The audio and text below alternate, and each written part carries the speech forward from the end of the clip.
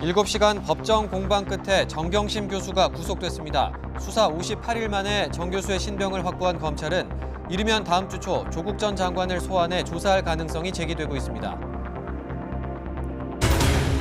여당은 재판부의 판단을 존중한다면서 앞으로 재판에서 진실이 밝혀지길 기대한다고 밝혔습니다. 야당은 권력형 게이트의 진상을 밝혀내기 위해 조국 전 장관을 소환해 조사하라고 촉구했습니다. 변종 대마를 흡입하고 밀반입한 혐의로 구속 기소된 CJ그룹 장남 이선호 씨가 집행유예로 풀려났습니다. 법원은 잘못을 뉘우친 점을 고려했다고 밝혔습니다. 재벌가 마약 사건에 또 한 번 솜방망이 처벌 논란이 일고 있습니다. 이낙연 총리가 아베 일본 총리를 만나 문재인 대통령의 친서를 전달했습니다. 구체적인 정상회담 제안은 없었지만 양국이 중요한 이웃으로서 어려운 상태를 방치할 수 없다는 데 인식을 같이 했습니다. 3분기 경제 성장률이 0.4%에 그쳤습니다. 투자와 소비 모두 부진했기 때문입니다. 심리적 마지노선인 연 2% 달성을 위해서는 4분기에 최소 1% 성장률을 기록해야 하는데 사실상 어렵다는 평가입니다. 이춘재가 추가 자백한 1989년 화성 초등생 살해 사건 당시 타살 정황이 여럿 발견됐는데도 경찰은 단순 실종 처리했던 것으로 드러났습니다. 경찰은 30년이 지나서야 시신을 수색하겠다고 밝혔습니다. 서울의 한 대학병원에서 환자가 의료진에게 또 흉기를 휘둘렀습니다. 과거 이 병원에서 수술을 받았던 가해자는 병원을 상대로 여러 차례 소송을 냈다가 지자 범행한 것으로 조사됐습니다.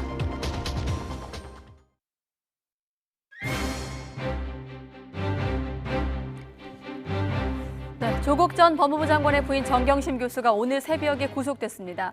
법원은 구속영장을 발부하면서 증거인멸 우려가 인정된다고 언급을 했는데 정 교수가 노트북이나 컴퓨터 하드디스크를 빼돌린 정황이 결정타로 작용한 것으로 보입니다. 이동원 기자의 보도입니다. 영장 심사 7시간, 기록 검토 6시간 만에 법원이 내린 결론은 구속이었습니다.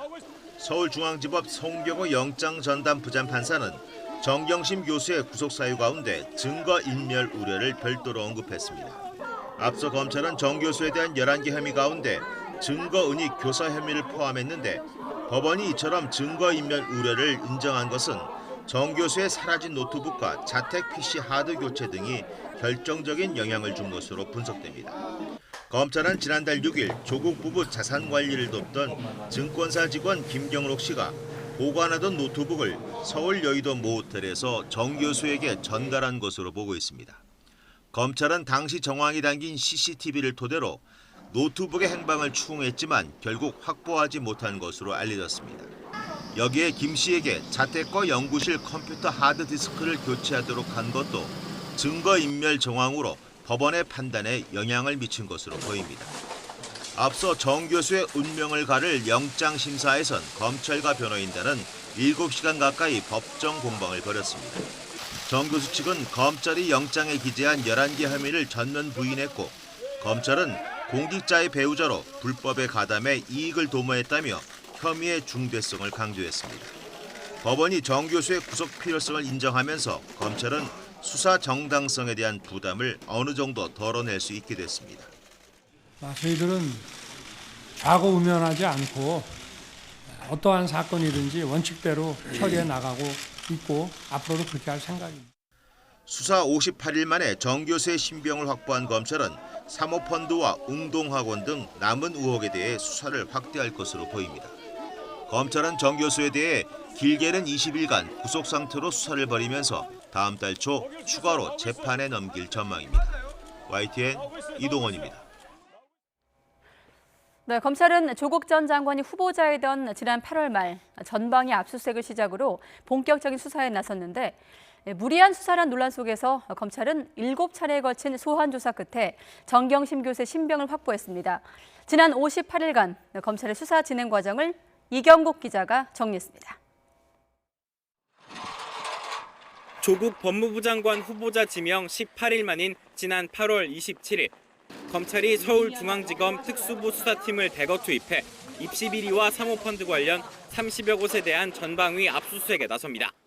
인사청문회를 앞두고 검찰 수사가 개시되어서 좀 당황스럽습니다. 후보자였던 조 전 장관이 기자간담회에서 여러 의혹에 대한 반박에 나섰지만 이튿날 검찰은 부인 정경심 교수의 동양대 연구실에 대한 압수수색을 단행합니다.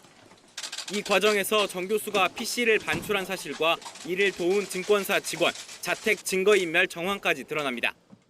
이어 인사청문회 당일 검찰은 부인 정 교수를 표창장 위조 혐의로 먼저 전격 기소합니다. 지난달 9일 장관 임명 이후에도 검찰은 고삐를 늦추지 않았습니다. 입시 의혹의 당사자인 딸 조민 씨가 검찰에 잇따라 불려나왔고 수사 착수 27일 만에 검찰은 헌정사상 처음으로 법무부 수장이던 조 전 장관의 자택을 압수수색합니다. 강제 수사를 경험한 국민들의 심정을 절실하게 느끼고 있습니다. 조국 전 장관 이슈가 전국을 뒤덮은 가운데 지난 3일 의혹의 중심에 선 정 교수가 처음 비공개 소환되며 수사는 정점을 향했습니다. 이런 가운데 딸 조민 씨가 직접 라디오 방송에 나서 의혹 전부를 부인했고 어머니가 수사를 받고 있는 저를 보호하려고 자신이 하지도 않은 그런 일들도 다 했다고 할 수도 있다고 많이 합니다.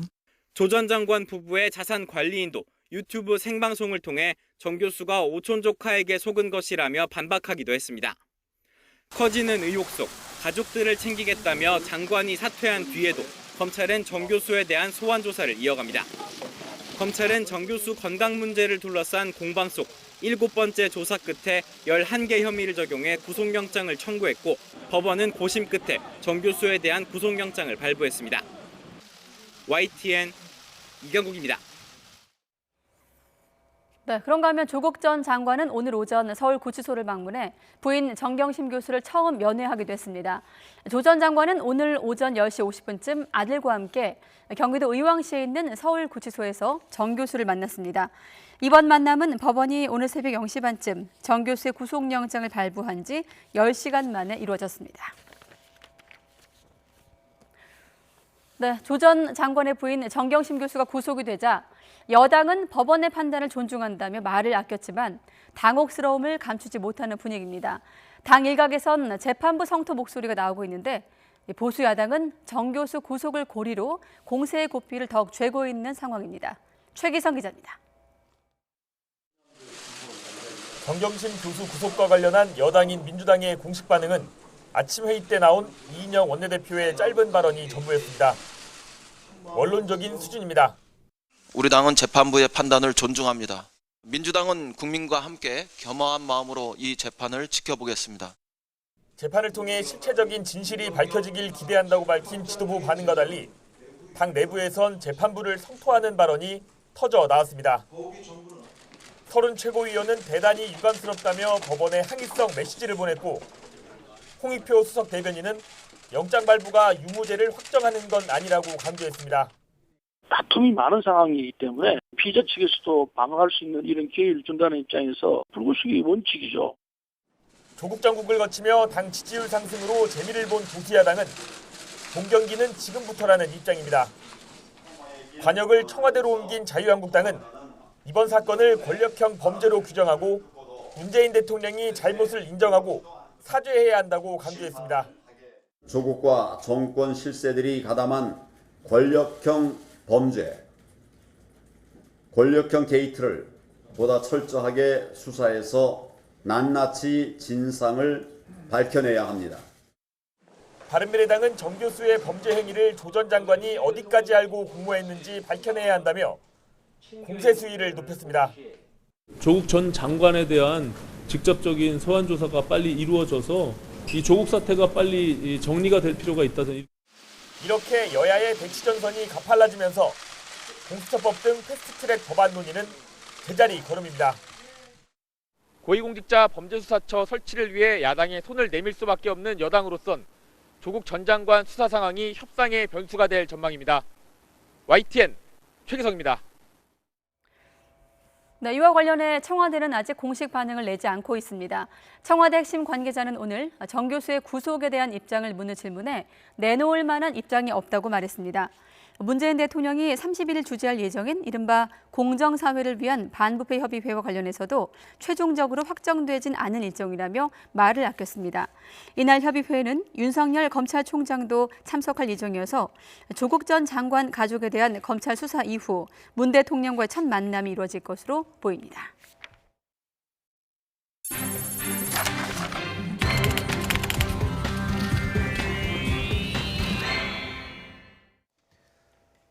일본을 방문 중인 이낙연 국무총리가 오늘 아베 총리와 회담했습니다. 두 사람은 한일 관계를 이대로 방치할 수 없다는 데 공감하고 외교 당국 간 대화를 계속하기로 했습니다. 양국 현안을 조기에 해결하자는 취지의 문재인 대통령 친서도 전달됐습니다. 추은호 기자가 보도합니다.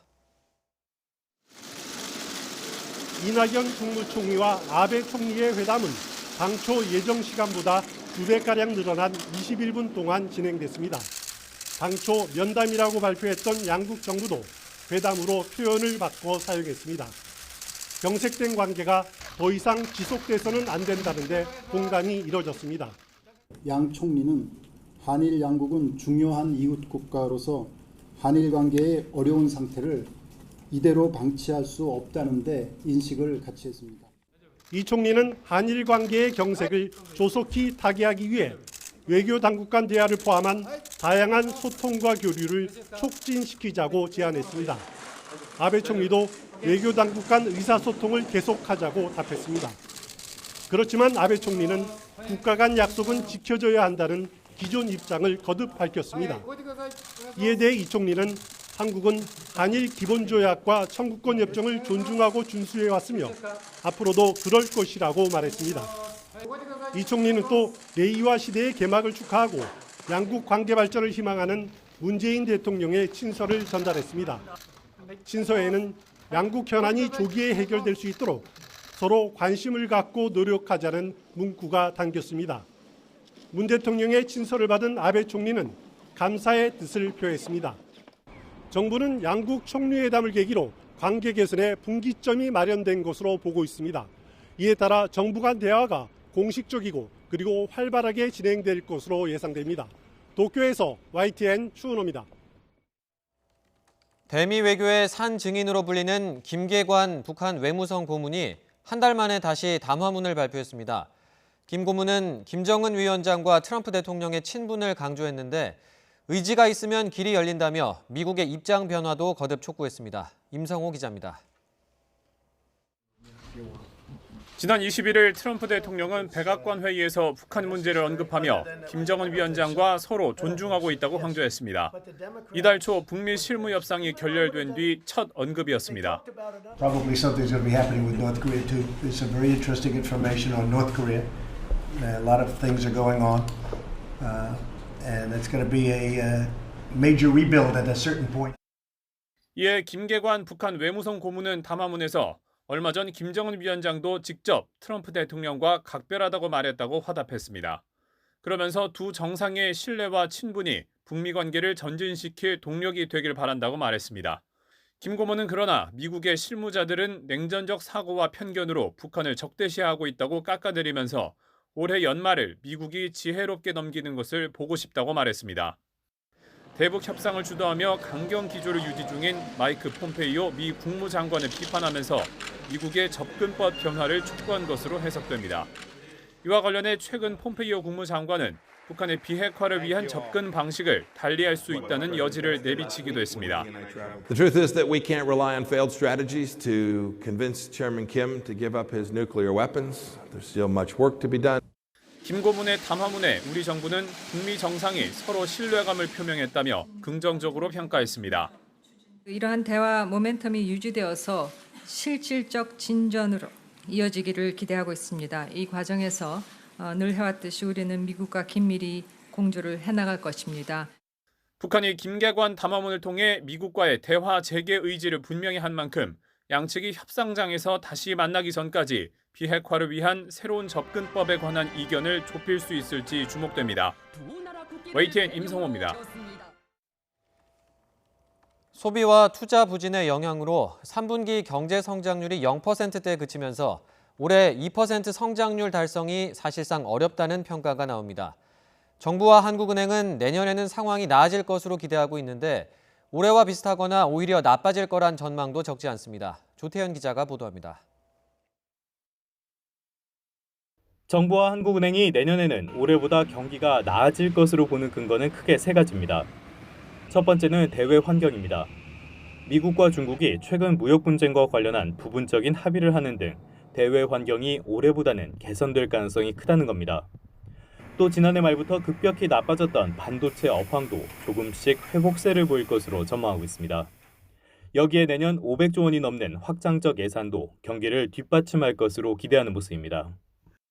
종합 고려해서 저희가 최대한의 숫자로 9.3%를 설정했다는 말씀을 드립니다. 현재로서는 정부가 국회에 제출한 규모가 국회 심의 과정에서 견지만 되더라도 저희는 내년 정책에 큰 도움이 될 것 같습니다. 반면 민간의 시각은 조금 다릅니다. 경제를 바라보는 미국과 중국의 관점에 차이가 워낙 커 근본적인 합의까지는 오랜 진통을 예상하기 때문입니다. 또 분양가 상한제 등 정부의 강력한 부동산 규제로 시장이 냉각되면서 내년에도 건설 투자의 부진이 이어질 가능성이 크다는 분석이 제기됩니다. 무엇보다 경기 침체가 장기화하면서 민간 영역의 소비 여력이 줄어들고 있다는 점이 걸림돌입니다. 우리 수출에 있어서 매우 중요한 반도체 업황의 개선 시기가 갈수록 늦어지면서 우리 수출도 부진한 가운데 최근 들어서 심화되고 있는 건설 경기의 침체가 우리 경제에 악영향을 미칠 가능성이 높아 보입니다. 이에 따라 정부와 한국은행의 기대와는 달리 올해에 이어 내년에도 연 2% 성장률 달성은 어려운 것이 아니냐는 우려가 커지고 있습니다. YTN 조태현입니다. 대마흡입 등의 혐의로 구속 기소된 CJ그룹 이재현 회장의 장남 이선호 씨가 집행유예를 선고받고 석방됐습니다. 밀수하려던 대마의 양이 많았지만 집행유예로 풀려난 건데요. 재벌가 마약 사건 솜방망이 처벌 논란이 이어지고 있습니다. 김우준 기자가 보도합니다. CJ그룹 이재현 회장 장남 이선호 씨가 구치소 밖으로 걸어 나옵니다. 구속된 지 48일 만에 집행유예를 선고받고 석방된 겁니다. 집행유예 선고받으셨는데 심경이 좀 어떠세요? 모든 분들께 정말 죄송한 마음입니다. 인천지방법원은 이 씨에게 징역 3년에 집행유예 4년을 선고했습니다. 재판부는 해외에서 마약을 수입하는 행위는 마약 확산이나 추가 범죄 행위가 높아 중한 범죄라고 판단했습니다. 다만 다른 범죄 전력이 없는 점 등을 참작했다고 덧붙였습니다.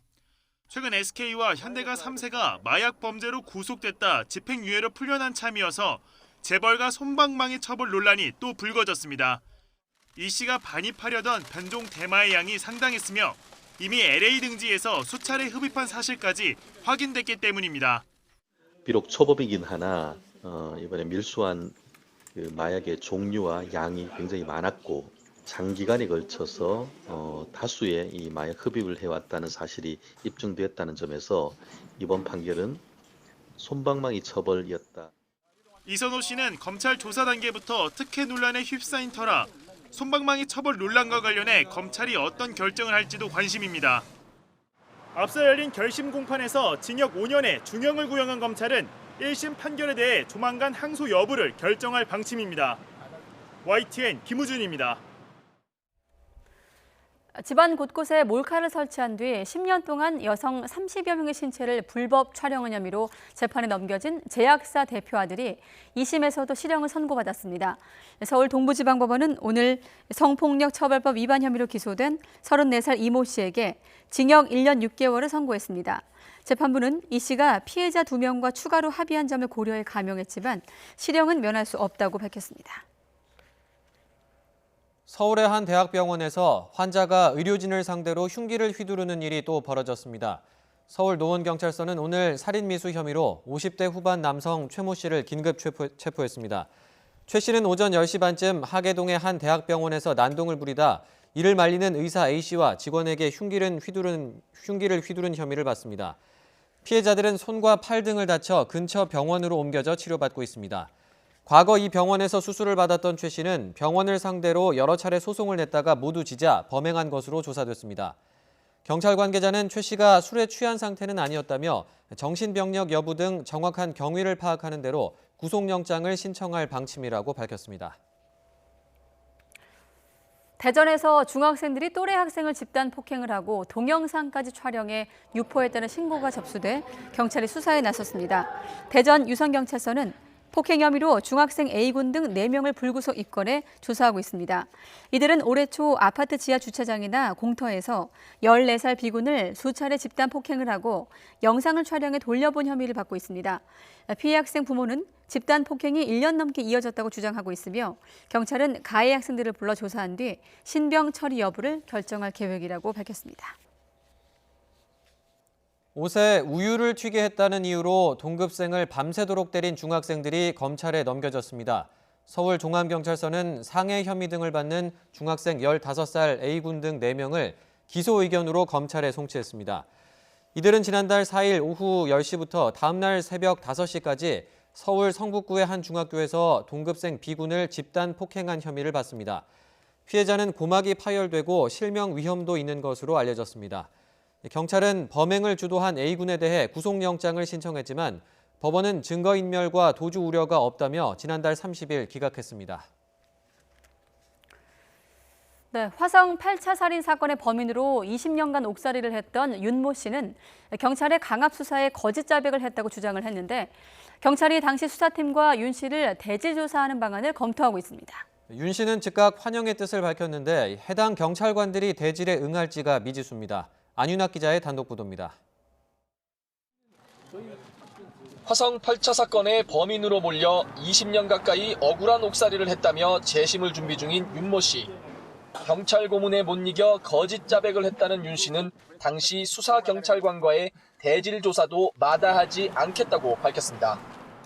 자기네 떳떳하면 진술 나오라 그래요. 기자 앞으로 나오든가 방송해라 그래. 저는 훔치 말고 법에 이발 못 받겠지만은 진실 밝혀낸다고 그렇게 말해요. 8차 사건의 진범 논란을 수사하는 경찰은 윤 씨 요구대로 당시 수사관들과 대질 조사하는 방안을 검토하고 있습니다. 윤 씨가 줄곧 무죄를 주장하고 있고 당시 수사 기록에서도 이해할 수 없는 부분이 있는 만큼 대질 조사가 필요하다는 겁니다. 다만 윤 씨로부터 고문 경찰관으로 지목된 장모, 신모 전 수사관 등이 실제 조사에 응할지는 미지수입니다. 대질을 하더라도 고문을 한 적이 없다는 기존 입장을 바꿀 가능성은 낮은 상황. 경찰은 그러나 과거 수사 과정을 둘러싼 의혹이 계속 불거지는 상황에서 대질 조사가 불가피하다는 결론을 내린 것으로 보입니다. 조서만 보면 마치 묻는 사람은 모르는데 답변한 사람이 상세히 다 행적과 경로를 진술한 것처럼 기재가 되는데 조서에 그런 문제점이 있는 건 사실입니다. 경찰은 8차 사건을 더 꼼꼼하게 검증하기 위해 보관하고 있던 증거물의 감식을 의뢰했지만 애초부터 증거 가치가 크게 떨어지는 것들이어서 의미 있는 결과는 얻지 못했다고 밝혔습니다. 이런 가운데 경찰은 윤 씨 측에서 요구한 과거 수사 기록을 공개하기로 해 재심 준비에도 더욱 속도가 붙을 전망입니다. YTN 안윤학입니다. 네, 그런가 하면 이춘재가 추가로 자백을 한 9살 초등학생 살해 사건 당시 경찰이 타살 정황이 드러난 유류품을 발견하고도 결국 단순 가출로 처리한 것으로 나타났습니다. 심지어 유가족은 유류품이 있었다는 사실조차 몰랐는데요. 경찰은 30년이 지나서야 시신 수색을 준비하고 있습니다. 나혜인 기자입니다. 지난 1989년 수업을 마치고 귀가하던 9살 김모 양이 행방불명됐습니다. 화성 8차 사건 이후 10달이 지난 때였습니다. 이춘재는 최근 김양도 자신이 성폭행하고 살해했다고 털어놨습니다. 그런데 당시 경찰은 김양이 사라지고 5달쯤 지나 근처 야산에서 치마와 책가방 등 유류품 10여 점을 찾아냈습니다. 특히 이 가운데 속옷 등 3점에서는 혈액까지 검출됐습니다. 타살이 충분히 의심되는 상황. 경찰도 연쇄살인의 피해자일 가능성도 염두에 두고 수사를 벌였습니다. 하지만 별다른 진전이 없자 단순 실종으로 사건을 처리했습니다. 그러면서 수사 기록에는 김양을 가출인으로 표기했습니다. 그런데 김양의 가족은 최근까지도 타살 정황은커녕 유류품이 발견됐었다는 사실조차 몰랐습니다. 당시 경찰이 사건을 의도적으로 덮은 게 아니냐는 의혹이 나오는 이유입니다. 부담이 됐겠죠. 범인을 특정을 못하고 있었으니까. 시신이 발견이 안 뗐다는 이유로 아마도 가출로 처리했던 걸로 보이죠. 이영학 사건 때도 중학생, 여중생 가출했다고 처리했다가 난리가 났던 거잖아요. 경찰은 30년이 지나서야 김양의 시신을 찾겠다고 나섰지만 아직 유기된 장소도 못 찾고 있습니다. 이춘재가 시신을 버렸다고 진술하는 곳과 당시 유류품이 발견된 장소가 서로 다르고 지형도 많이 바뀌어 특정하기 어렵다는 겁니다. 일단 두 장소는 100여 미터 거리인 것으로 확인됐습니다. 경찰은 이춘재와 당시 수사 관계자, 마을 주민들을 상대로 추가 조사를 벌인 뒤 정밀 수색에 나서겠다고 밝혔습니다. YTN 나혜인입니다. 대학생들의 미국 대사관저 침입 사건과 관련해 경찰이 책임자에 대한 감찰에 들어갔습니다. 민감용 경찰청장은 오늘 국회 행정안전위원회 종합국정감사에서 경찰의 사건 처리가 부실했다는 지적과 관련해 현재 책임자를 감찰 조사하고 있다고 밝혔습니다. 또 사건을 주도한 대학생 진보연합 회원들이 압수수색을 방해한 것과 관련해 공무집행 방해죄 적용을 검토하고 있다고 설명했습니다. 진보연합 소속 대학생 19명은 지난 18일 미 대사관저 담장을 넘어 기습 시위를 벌이다가 연행됐으며 그 과정에서 경찰의 대처가 미흡했다는 지적이 나왔습니다. 과거 기무사 계엄령 문건 수사와 관련해 윤석열 당시 서울중앙지검장이 관여한 적 없다는 검찰의 해명에 군인권센터가 무책임하다고 비판했습니다. 군인권센터는 당시 불기소 이후 통지서에 서울중앙지검장의 직인이 찍혀 있었다며 최종 책임은 합동수사단장의 상관이었던 윤석열 지검장에게 있었다고 거듭 주장했습니다.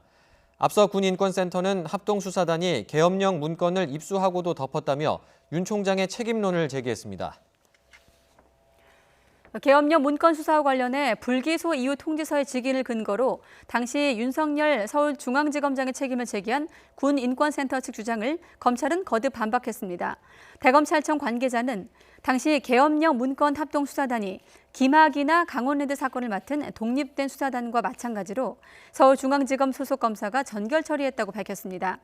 노만석 당시 합수단장도 YTN과의 통화에서 자신이 중앙지검 소속 검사로서 전결로 사건을 처리했고 윤 총장은 조금도 관여하지 않았다고 말했습니다. 성폭행 혐의 등을 받으며 2년 넘게 해외 도피 생활을 한 김준기 전 동부그룹 회장에 대해 경찰이 구속영장을 신청했습니다. 서울수서경찰서는 오늘 오전 각종 증거를 고려할 때 혐의가 충분히 인정된다며 김 전 회장에 대해 구속영장을 신청했다고 밝혔습니다. 김 전 회장은 지난 2017년 여비서를 상습 성추행한 혐의로 고소당했고 2016년에도 별장 가사도우미를 성폭행했다는 혐의로 피소됐습니다.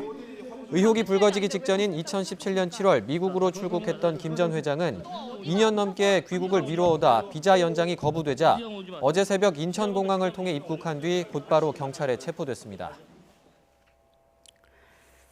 네, 내년부터 대형 병원들은 중증 환자를 중심으로 진료하도록 의료 전달 체계가 개편됩니다. 이를 위해서는 적정한 의료 수가가 산정돼야 하는데 서울대병원과 건강보험공단이 원가 정보를 공유해 협력하기로 했습니다. 한영규 기자가 보도합니다. 내년에 서울대병원은 희귀 질환과 중증 환자를 중심으로 진료하는 중증종합병원으로 바뀌게 됩니다. 비교적 가벼운 경증 환자는 가까운 병원과 의원에서 신속하게 진료를 받고 중증 환자는 대형 종합병원에서 제대로 진료받을 수 있도록 하기 위한 것입니다. 이렇게 되면 대형 병원을 찾는 외래 환자가 줄어들 수 있기 때문에 중증 진료에 대한 수가를 높이고 경증 진료는 낮추는 방식으로 수가를 조정해야 합니다. 외래 환자가 줄어드는 부분 때문에 병원이 이 경제적인 손해를 보지 않도록 저희가 이제 수가를 특별히 조절해 줄 필요가 있고 그런 변화에 따라서 단계별로 이제 수가 지원을 해서 병원들이 원활하게 변화할 수 있도록 그렇게 지원을 해야 합니다. 건보공단과 서울대병원은 원가 자료 수집을 통한 적정한 수가 마련과 빅데이터를 활용한 공동 연구, 합리적 의료 정책을 위한 교류 등을 추진할 예정입니다. 서울대병원을 비롯한 우리나라의 의료계가 앞으로 지속적으로 발전할 수 있는 그러한 원가를 기반으로 한 수가의 개발, 그걸 통해서 각자의 역할에 좀 더 충실할 수 있게 되지 않을까 이렇게 생각합니다. 서울대병원이 건보공단 원가 패널로 참여함에 따라 건보공단과 병의원 간의 인식 차이가 큰 의료 수가가 합리적으로 조정되고 대형 병원으로의 쏠림 현상을 완화할 수 있는 방안이 마련될 수 있을지 주목됩니다. YTN 한윤규입니다. 50대 중년 배우가 교통사고를 내 10대 오토바이 운전자가 숨졌습니다. 경기 양평경찰서는 50대 배우 A씨를 교통사고 처리 특례법 위반 혐의로 불구속 입건한 뒤 조사하고 있다고 밝혔습니다. A씨는 지난 22일 저녁 7시 반쯤 양평군 공흥리 한 교차로에서 승용차를 몰고 좌회전하다가 마주오던 오토바이를 들이받았습니다. 이 사고로 오토바이 운전자 17살 B군이 크게 다쳐 병원으로 옮겨졌지만 결국 사망했습니다. 경찰 관계자는 신호 위반이나 음주운전을 한 건 아니라면서 A씨를 상대로 사고 경위를 파악하고 있다고 밝혔습니다. 오늘 오전 8시 50분쯤 경기도 용인시 죽전동의 한 도로에서 1톤 화물차와 승용차 등 6대가 잇따라 추돌했습니다. 이 사고로 화물차 운전자가 숨졌고 다른 차량 운전자 등 2명이 경상을 입어 근처 병원에 옮겨졌습니다. 경찰과 소방당국은 정확한 사고 원인을 조사하고 있습니다. 태국에서 20대 한국인이 흉기에 마구 찔려 의식불명 상태에 빠지는 사건이 발생을 해 현지 경찰이 본격 조사에 착수했습니다. 태국 주재 한국 대사관에 따르면 현지 시각으로 오늘 새벽 1시 반쯤 태국의 유명 관광지인 파타야 한 도로에서 28살 한국인 A씨가 피를 흘린 채 쓰러져 있는 것을 현지인 택시기사가 발견해 경찰에 신고했습니다. A씨는 흉기에 17차례나 찔리는 바람에 의식을 잃은 상태로 병원으로 옮겨져 응급수술을 받은 것으로 알려지고 있습니다. 이 사건 현장 주변에 서 있는 승용차 안에서 흉기와 현금 40만 바트, 약 1,500만 원이 발견됐지만 아직까지 차량 소유주가 확인되지 않고 있습니다.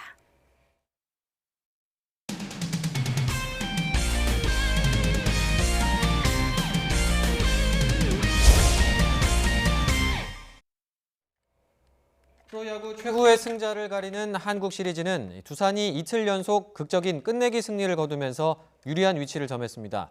이번 두 팀의 대결에서는 선수들의 다양한 사연과 돌발 행동 등 전력 외적인 변수들도 큰 영향을 미치고 있습니다. 허재원 기자입니다. 이틀 동안 9번 타석에 들어서 단 한 개의 안타만 쳐냈던 박건우가 다시 승부를 결정짓는 순간을 맞닥뜨립니다. 배트가 부러지는 소리와 함께 공은 중견수 앞으로 흐르고 2루 주자가 홈을 밟으며 극적인 역전 끝내기 안타로 연결됩니다. 승리를 확정한 순간 박건우는 고개를 파묻었고 뜨거운 눈물은 한참 동안 멈추지 않았습니다. 24타수 1안타, 타율 4푼 1리. 최악의 성적으로 우승을 SK에 내줬던 지난해 한국 시리즈의 기억이 떠오른 겁니다. 올해도 얼마나 힘들어야 되나, 남들 반만 했으면 좋겠다 이런 생각으로 좀 준비했는데 또 1차전에 혼자 또 난타를 못 치고 해서 그냥 너무 힘들었어요. 가을만 되면 유독 작아졌던 두산의 중심 타자 박건우. 중요한 순간 마침내 한 방을 쳐내고 흘린 뜨거운 눈물에 동료들도 팬들도 함께 울었습니다. 두산이 짜릿한 역전승에 환호하던 순간이 키움에게는 악몽의 밤이 됐습니다. 이틀 연속 믿기 힘든 역전패의 희생양이 된 것도 모자라 주전 3루수 송성문의 막말 파문이 일파만파 퍼지고 있는 상황도 당황스럽습니다. 팬 여러분들께 실망을 시켜드린 점에 대해서 정말 죄송스럽게 생각하고 정말 많이 반성하고 있습니다. 상대 선수의 부상 전력을 조롱한 송성문의 막말로 팬들의 거센 비난을 받는 데다 두산 선수들의 투지를 자극하는 계기까지 마련해 준 겁니다. 박건우의 뜨거운 눈물과 송성문의 막말 파문, 프로야구 가을 잔치에 몰아치는 경기 외적인 변수들이 남은 시리즈에 어떤 영향을 미칠지 주목됩니다. YTN 허재원입니다. 벤투 감독이 이끄는 축구대표팀이 다음 달 19일 세계 최강 브라질과 평가전을 엽니다. 대한축구협회는 축구대표팀이 브라질 축구협회 초청으로 다음 달 19일 아랍에미리트 아부다비에서 브라질과 친선 경기를 한다고 밝혔습니다. 이에 따라 대표팀은 다음 달 14일 레바논에서 월드컵 지역 예선 4차전을 치른 뒤 아부다비로 이동해 평가전을 치를 계획입니다. 우리나라는 지난 2013년 서울에서 열린 평가전에서 0대2로 패하는 등 브라질과의 역대 전적에서 1승 4패로 열세입니다. LPGA 상위 랭커 50명과 국내 여자 골프 상위 랭커 30명 등 세계에서 가장 골프를 잘 치는 여자 선수들이 총 출동한 경기죠. LPGA 투어 BMW 레이디스 챔피언십 대회가 부산에서 개막했습니다. 첫날 호주 교포 이민지 선수가 단독 선두에 나선 가운데 세계 1위 고진영도 공동 2위를 기록했습니다. 김상희 기자가 보도합니다. LPGA 시즌 5승 도전에 나선 세계 랭킹 1위 고진영이 국내 팬들 앞에서 정상의 샷을 선보였습니다. 고진영은 첫날 보기 없이 버디만 5개를 기록해 선두에 한타 뒤진 5언더파 공동 2위로 순조롭게 출발했습니다. 박진감 넘치게 응원을 해주시는 부분이 많기 때문에 또 재밌게 경기를 했고요. 또 다니엘 언니나 혜진이도 또 부산 여자들이잖아요. 그래서 그 기회 안 죽으려고 열심히 쳤습니다. 일찌감치 LPGA 신인상을 확정한 세계 4위 이정은도 공동 2위로 고진영과 어깨를 나란히 해 US 오픈에 이은 시즌 2번째 우승 도전에 나섰습니다. 호주 교포 이민지가 한타차 단독 선두에 나선 가운데 아버지의 고향 부산에서 2주 연속 우승에 도전하는 재미 교포 데니엘 강 역시 공동 2위로 1라운드를 마쳤습니다. LPGA 스타들이 상위권을 점령한 가운데 20살 신인 이승현은 KLPGA 투어 선수 중 가장 좋은 성적인 공동 2위로 우승 경쟁에 합류했습니다. 그래서 만약에 우승을 하더라도 저는 좀 생각을 해봐야 될 것 같아요. 왜냐하면 저는 아직 많이 좀 부족하다 생각하고 한국 투어도 정말 쟁쟁한 선수들이 많기 때문에 비가 내리는 가운데 치러진 1라운드에서는 상위권 22명의 선수가 모두 3타차 이내인 대접전을 펼쳤습니다. 이 가운데 무려 14명이 한국 선수여서 한국 선수의 LPGA 시즌 14번째 우승 기대감도 커지고 있습니다. 이곳 부산에서 새롭게 시작하는 국내 유일의 LPGA 투어 초대 챔프 자리를 놓고 기존 강자들과 신예 도전자들의 불꽃 튀는 샷 대결이 시작됐습니다. YTN 김사익입니다. 네, 하얀 파도가 선명한 우주에서 내려다본 우리 땅 독도의 모습인데요. 한국항공우주연구원이 아리랑 위성으로 촬영한 독도 사진을 공개했습니다. 또 이 독도를 전 세계에 알리기 위한 글로벌 독도 홍보단도 창단했는데 대형 태극기를 이렇게 펄럭였고 늠름한 공군 장병들도 독도에 가서 태극기를 휘날렸습니다. 내 손으로 독도를 만들어보는 시간도 있었는데 초등학생들이 직접 만든 독도 모형까지 소개해드렸습니다. 독도하면 늘 마음이 쓰이는 우리 땅이지만 올해의 독도의 날은 유난히 그렇습니다. 뉴스 큐레이터였습니다.